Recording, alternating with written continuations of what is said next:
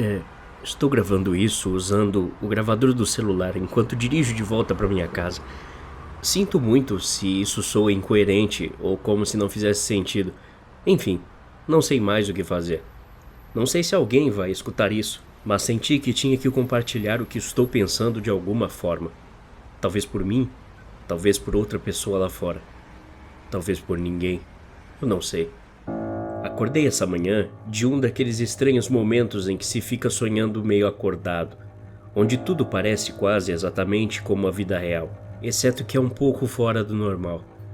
Acho que todo mundo já teve isso e entende o que eu quero dizer. Já tive muitos momentos como esse, e é sempre um pouco desorientador acordar depois desses casos.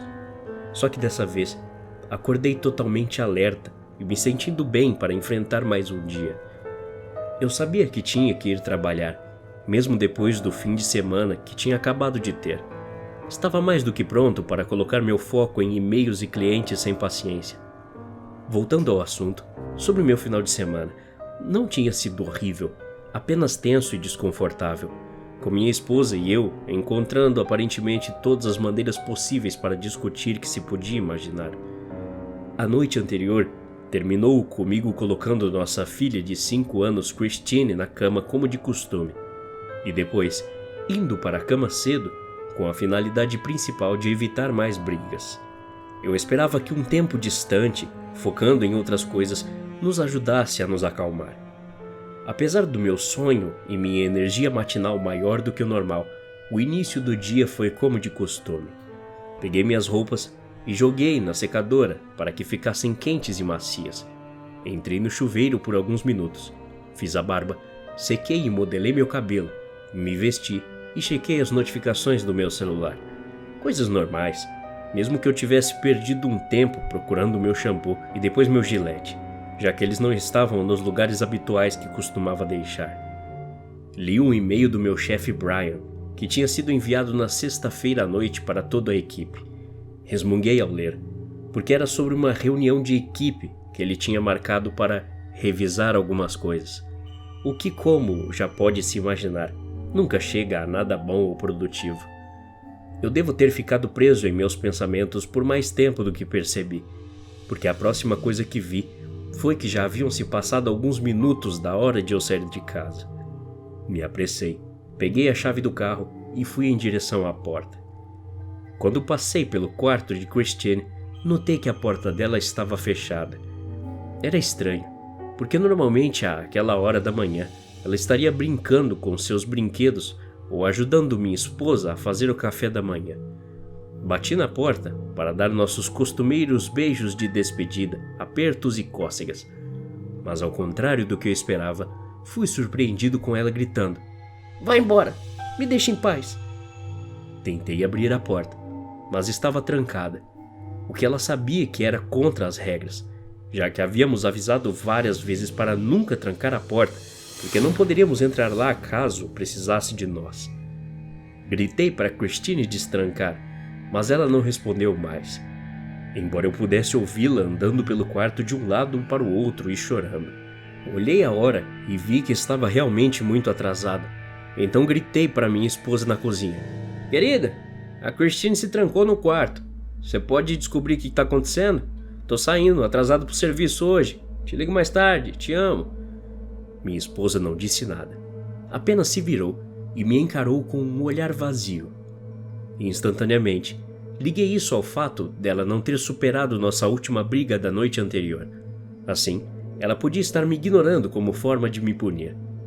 Honestamente, não tive muito tempo para pensar muito sobre isso, mas tinha certeza de que teria uma conversa séria me esperando para mais tarde. Vi minha esposa andando em direção ao quarto de Christine quando me virei para fechar a porta. Então, imaginei que ela pelo menos tinha me ouvido e iria ver se nossa filha estava bem. Entrei no carro, liguei e saí da garagem.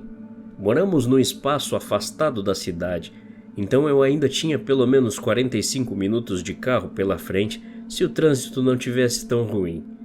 Imaginei que teria tempo de sobra para me preparar mentalmente para a rotina do trabalho. Enfim, estava muito enganado. O caminho que sempre faço passa na frente da casa de uma parente da minha esposa, uma tia mais velha que fica em seu quintal quase todas as manhãs. Nos dias que saio de casa mais cedo, paro na casa dela e converso por alguns minutos, mas mesmo quando estou atrasado, desacelero o carro, toco a buzina e aceno. Eu a vi na frente da casa como de costume. Então a cumprimentei de longe, abaixando a janela para gritar: "Bom dia!" Ela se levantou e virou para olhar para mim, porém não acenou de volta ou disse nada. Seu rosto estava inexpressivo. Seu olhar permaneceu fixado em mim enquanto eu passava, sem reagir, sem piscar, apenas olhando. Não consegui descobrir nenhuma razão para ela não ter retribuído meu bom dia, a menos que talvez ela estivesse do lado de fora por muito tempo e tivesse se sentido um pouco atordoada pelo sol, mas logo continuei na estrada e percebi que seu olhar continuou colado em mim. Até o momento em que eu estava um pouco mais à frente na estrada, que olhei pelo retrovisor e notei que ela estava parada no meio do asfalto.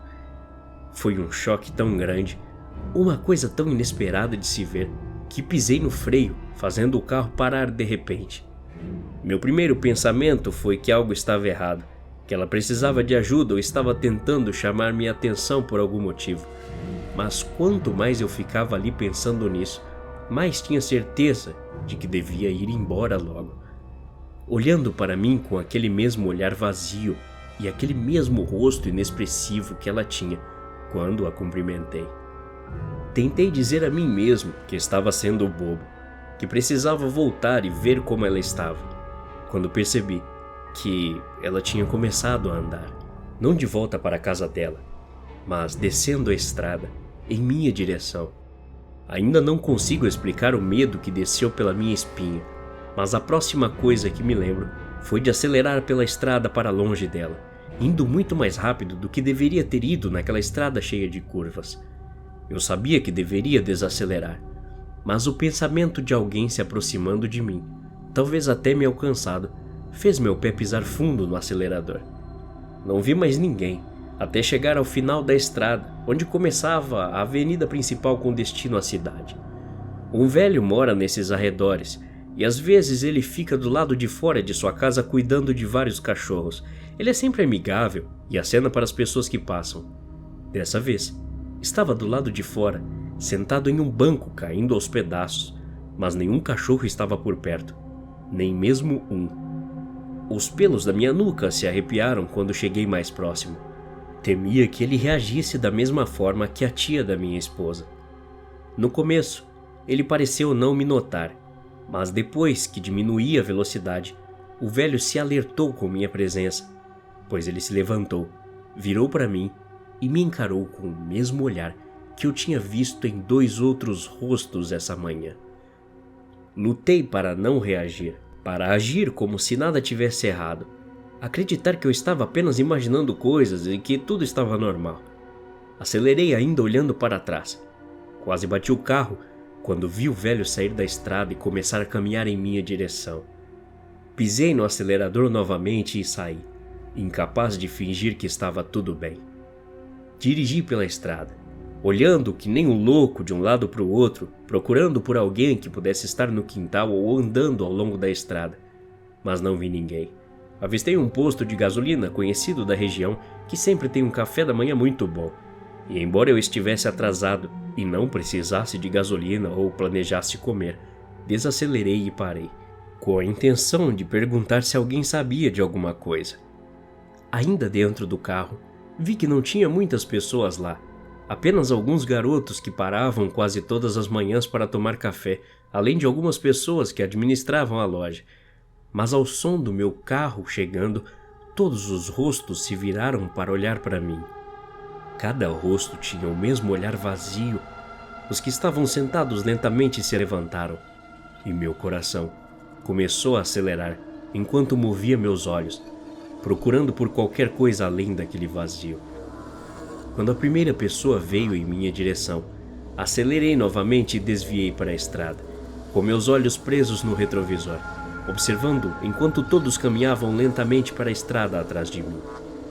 Mais longe, pude ver o velho ainda vindo em minha direção, e minha imaginação ficou fértil o suficiente para proporcionar uma imagem mental da tia de minha esposa, fazendo a mesma coisa em outro lugar.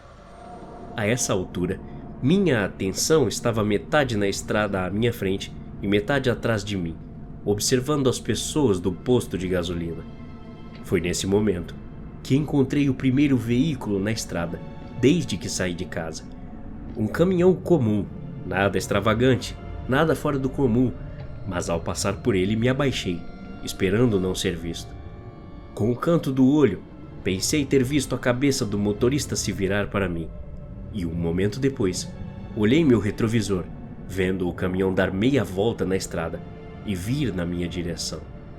Admito que naquele momento entrei em pânico por um minuto e quase perdi o controle do carro. Reduzi a velocidade para evitar um acidente e o caminhão continuou me seguindo. Eu podia ver o motorista no retrovisor e estremeci com o já familiar olhar vazio em seu rosto. Decidi que não tinha nada a fazer, a não ser continuar em direção à cidade, esperando que o que quer que estivesse acontecendo fosse isolado naquela parte da estrada e eu pudesse encontrar alguma ajuda ou respostas. À medida que me aproximava da cidade, vi que o trânsito só aumentava, virando na estrada ou vindo na direção contrária. E toda vez, os motoristas passavam por mim, paravam, viravam e entravam na fila que me seguia. Eu não sei quantos carros, caminhões e motocicletas ficaram atrás de mim, mas eles se estendiam até onde eu não conseguia ver. Mal estava prestando atenção na estrada nesse momento. Só olhava a beira atrás de mim, lutando para me manter no controle. Quando cheguei na cidade, vi mais pessoas, nos postos de gasolina, lanchonetes e do lado de fora de suas casas. Cada uma delas se virou e me observou enquanto eu passava, mais devagar dessa vez, tentando evitar bater em alguém ou alguma coisa. Eles não podiam me seguir na estrada por causa de todos os veículos, então começaram a descer das laterais da estrada, devagar, mais devagar que os carros e caminhões, mas sempre vindo atrás de mim.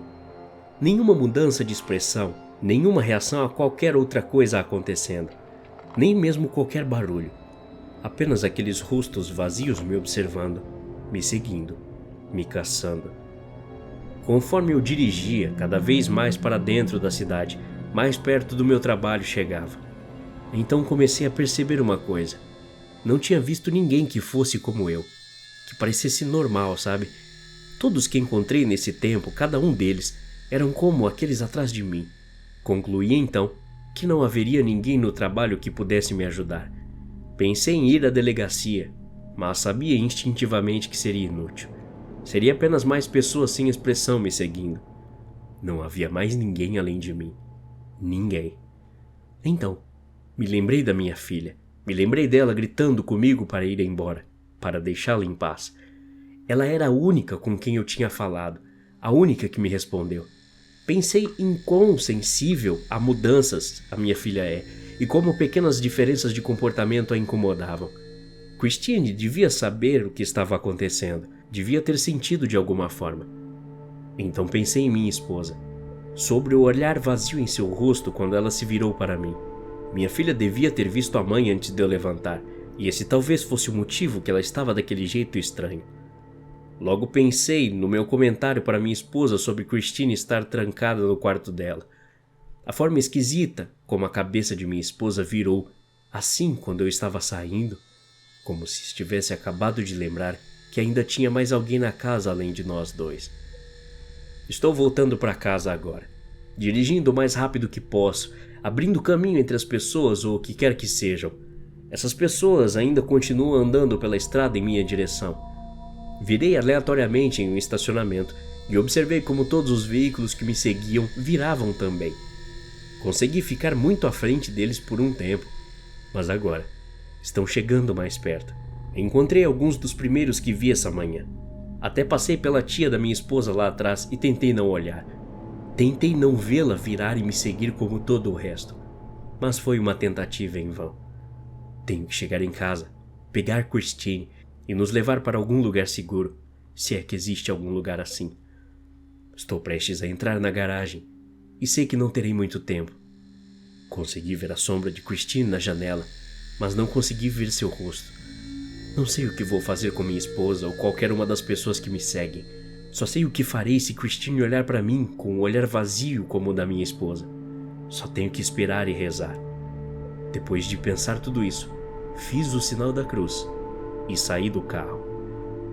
Assim que entrei em casa, fui de encontro com minha filha com o maior alívio que um pai poderia ter. Mas fui surpreendido com sua fala, que não sai da minha cabeça desde então. Desde que comecei a correr, depois de ouvir isso. Ela disse: "Esses idiotas não servem pra nada mesmo. Mas que bom que você veio atrás de mim, pai. Assim, tenho a honra de resolver isso com minhas próprias mãos." Até a próxima. Obrigado.